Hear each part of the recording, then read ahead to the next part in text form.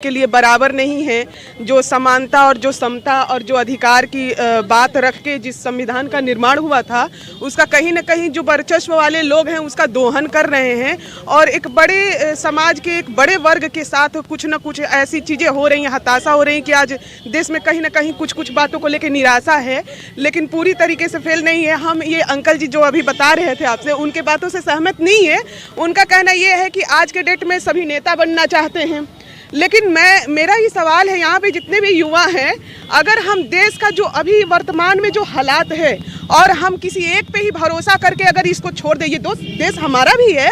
और अगर हम अच्छाई बुराई का आकलन कर रहे हैं समाज में खड़े होके, तो प्रतिनिधित्व से पीछे क्यों भागे। राजनीति में जब तक स्वच्छ छवि के युवा नहीं आएंगे, लड़के नहीं आएंगे और पार्टियां नहीं आएंगी, तो एक दो जो सत्ताधारी जो पार्टियां हैं, चाहे जो भी बड़ी पार्टियां हो, भाजपा हो, कांग्रेस हो, चाहे कोई भी किसी भी स्तर की पार्टियां हो, तो वो तो अपना दबदबा बना के रखेंगे और समाज का जो कमजोर तबका है, जो अभी वहाँ तक उतना प्रोग्रेस नहीं हुआ है, वहाँ तक नहीं पहुँचा है, तो वो तो दोहन करेगा ही करेगा, कहीं ना कहीं शोषण करेगा। तो हमें लगता है कि इन छोटे छोटे जगहों से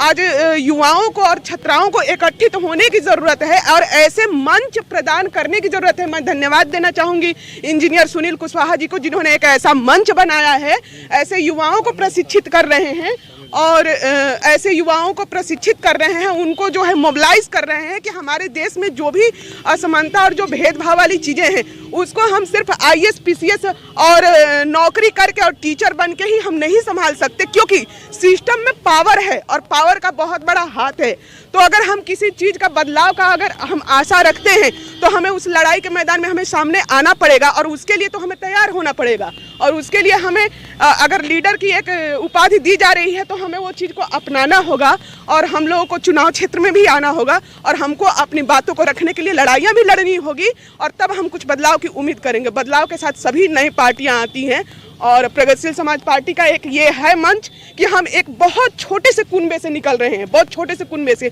आज हम 2-4 लोगों के साथ आपको दिख रहे हैं, बहुत बड़ा हुजूम नहीं है हमारे साथ, लेकिन फिर भी ना करके अगर हम इसी सिस्टम में दबे रहें, कुचले रहें कि भाजपा के पीछे लगे रहें या कांग्रेस के आज पीछे लगे रहें या किसी भी बड़ी पार्टियों के पीछे, क्या भविष्य है इन युवाओं की। लेकिन आज प्रगतिशील समाज पार्टी का आज मंच ऐसा है कि कहीं से भी उठ के कहीं कोई युवा चला आए, उसके लिए आज ये मंच प्रदान करती है कि अगर उसके अंदर ताकत है, क्षमता है, उसकी बौद्धिक क्षमता का विकास हो चुका है, तो उसे ये मंच देता है कि कहीं भी देश के किसी भी कोने से खड़ा होके वो एक आवाज़ बनकर अपनी बातों को रख सकता है और बराबर की लड़ाई लड़के और बड़ी पार्टियों को ये बता सकता है कि हम देश के युवा हैं और इस देश पे हमारा भी अधिकार है, हम प्रतिनिधित्व करेंगे और हम अपने देश को संभालने के लिए सक्षम हैं। मानते हैं कि जो 71वां गणतंत्र है अपना,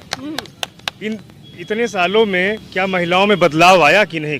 कुछ उनका स्तर कुछ उठा कि नहीं? जी, महिलाओं में बदलाव तो आया है, लेकिन जैसे मैंने अभी आपको बताया, बहुत ऊंचे ओहदे पे कुछ महिलाओं का बदलाव हुआ है। समाज में अभी भी महिलाएं दबी कुचली हैं, जो पीड़ित हैं। अभी आपने देखा ताजा तरीन रेप विक्टिम की रेशियो बढ़ा है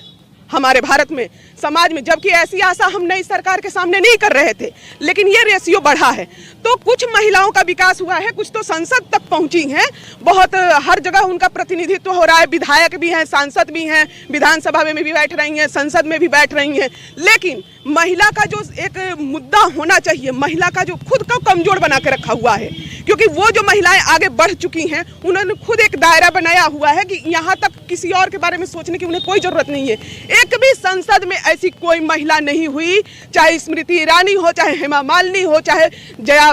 बच्चन हो, किसी ने भी ऐसी बातों पर कोई दमदार बात नहीं रखी और किसी ने भी महिला बिल का जो है प्रोत्साहन नहीं दिया और वहाँ पे बात नहीं रखी कि नहीं, महिला आरक्षण लागू ही होना चाहिए, क्योंकि उन्हें डर है कि छोटे छोटे समाज से और अशिक्षित और कुनबे से महिलाएं अगर आ जाएंगी तो हमारा वर्चस्व खत्म हो जाएगा। खुद ही एक वर्ग डर रहा है, क्योंकि ये अमीरी और गरीबी का खाई बनाए रखना चाहते हैं कुछ बड़ी पार्टियां, ताकि अपनी राजनीतिक चीजें सेक सके और वो उनकी सहयोगी बन के बैठी हुई हैं सांसद और विधानसभा में महिलाएं। तो ये तो बदलाव हुआ है महिलाओं के बीच में, लेकिन छोटे स्तर पे बदलाव नहीं हुआ है। किन्हीं पार्टियों में देखिए महिला को अभी तक